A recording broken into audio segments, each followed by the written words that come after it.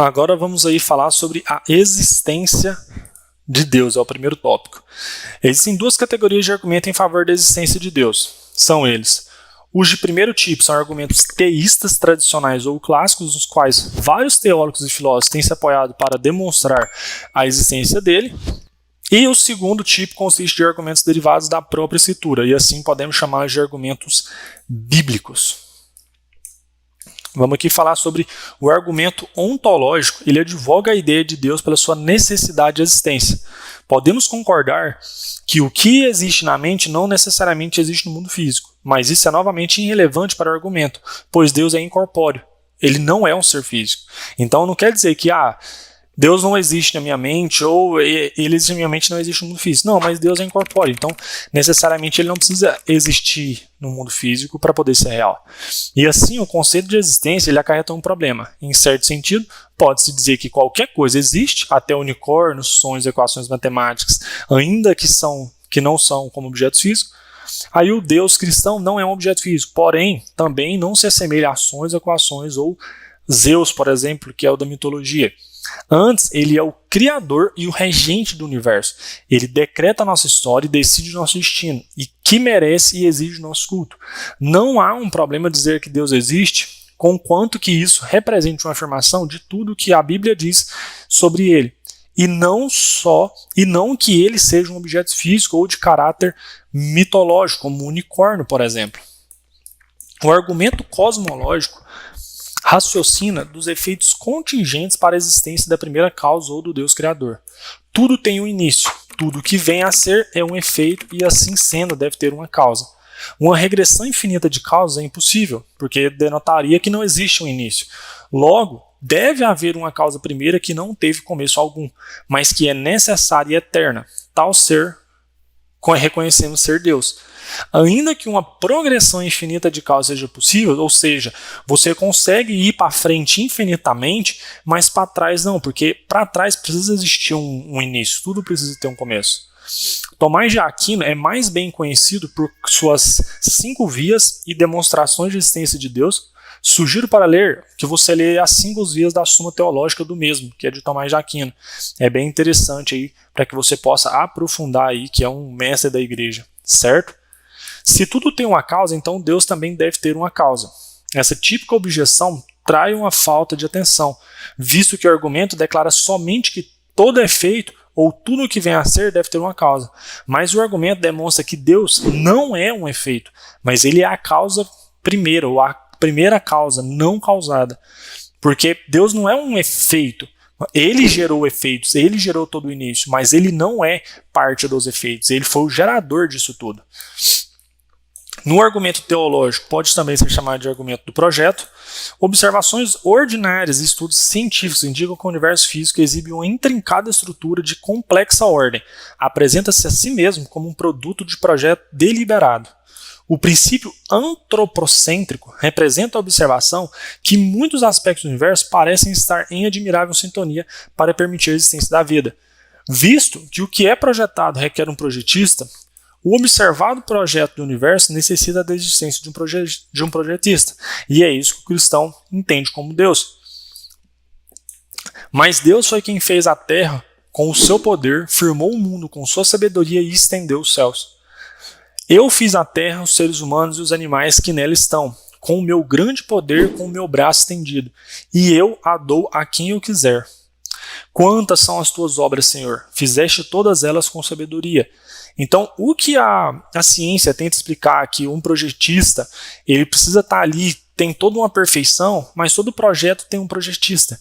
E como Deus é perfeito, ele projetou toda essa sinergia, onde a gente olha e fala, poxa, é tão complexo, mas existe uma ordem tão perfeita. Olá, peço desculpas por interromper sua aula por um breve momento, mas tenho algo importante e vantajoso para compartilhar com você. Se você está gostando desta aula, tenho uma ótima notícia. Agora, você pode levar sua experiência de aprendizado para o próximo nível fazendo sua matrícula em nosso site. Ao se matricular, você terá acesso exclusivo a uma série de benefícios. Primeiro, você pode baixar a apostila completa do curso em PDF, perfeita para acompanhar as aulas e revisar o conteúdo sempre que precisar. Além disso, ao concluir o curso, você terá a oportunidade de adquirir um certificado de conclusão, um grande passo para o seu desenvolvimento profissional e acadêmico.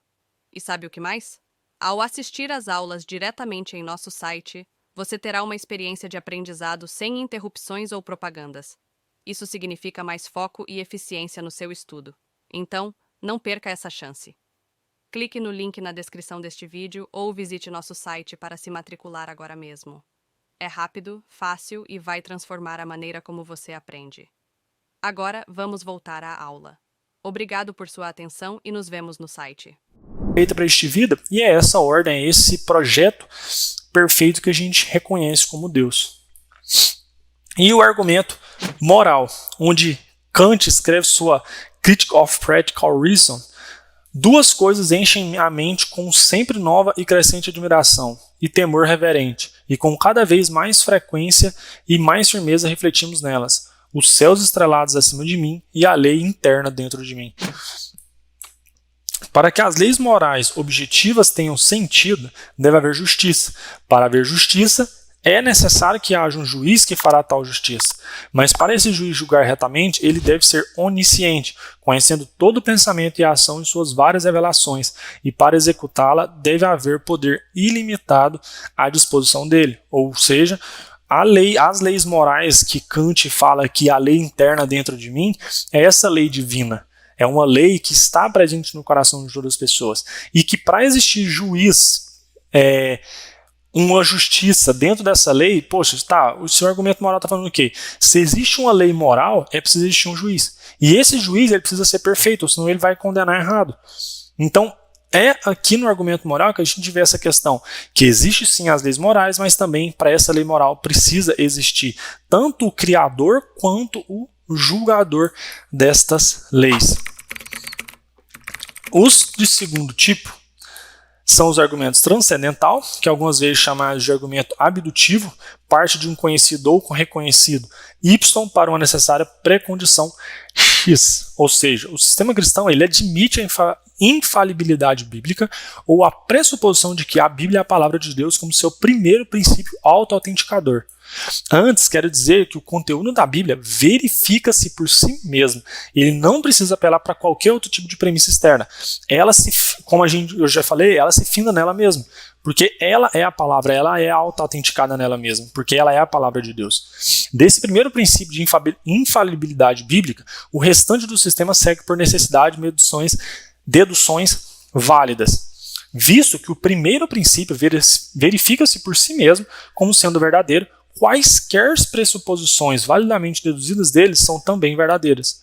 A atual estratégia apologética começa com o reconhecimento de que o cristianismo é um único sistema dedutivo com um princípio primeiro autoconsistente e autojustificador, revelado por um ser onisciente e todo-poderoso. Portanto, a cosmovisão bíblica é a pré-condição de inteligibilidade, conhecimento e verdade. Todos os outros sistemas de pensamento não podem tornar possível o conhecimento e, desse modo, descamam para o ceticismo filosófico. Por quê? Porque se a Bíblia é infalível, como que eu vou falar que outra coisa é a verdade, sendo que ela já carrega toda a verdade, certo? O argumento dogmático. Dogmático pode simplesmente querer dizer doutrinário ou baseado em princípios a priorísticos, não em indução. O tolo, ele acredita na ciência e no empirismo. Pensa que a mente finita dele e a sua metodologia toda errada, toda torta, sem fundamento, podem descobrir a verdade acerca da realidade, que não precisa de uma revelação divina e que pode alcançar o conhecimento através da investigação autônoma dele, sozinho. Visto que a Bíblia ensina que esses são tolos e perversos e que ser cristão é crer em toda a Bíblia, então ser um cristão é também crer em todos os incrédulos são tolos e perversos. E toda a escritura cristã é uma revelação de Deus. E visto que Deus fala com autoridade absoluta e ditatorial, sua revelação, e ditatorial entre aspas, tá? Sua revelação verbal forma a pré-condição de tudo na vida e do pensamento, e qualquer conhecimento somente vem de deduções válidas disso, ou seja, é o dogma da igreja, é a doutrina da igreja que vai ensinar toda a verdade. Então, como que a gente, sendo tão errado, sendo tão finito, pode querer entender a realidade última, entender toda a verdade? Então, a gente acredita que a verdade, dentro do argumento dogmático, ela vem de Deus pela infidelidade e pela inerrância da Bíblia, certo? Agora vamos entrar aí nos atributos de Deus. Então, até a nossa próxima aula. Um grande abraço e até mais. E aí, tudo bem? Estou passando apenas para deixar um recado bem rápido para você que acabou de ver essa aula e que gostaria de assistir a todas as aulas desse curso. É bem fácil, basta você clicar no link que está na descrição deste vídeo ou acessar www.novacursos.com.br. Fazendo sua matrícula em nosso site, você terá acesso a todas as aulas desse curso e mais centenas de outros cursos, além de poder fazer avaliação.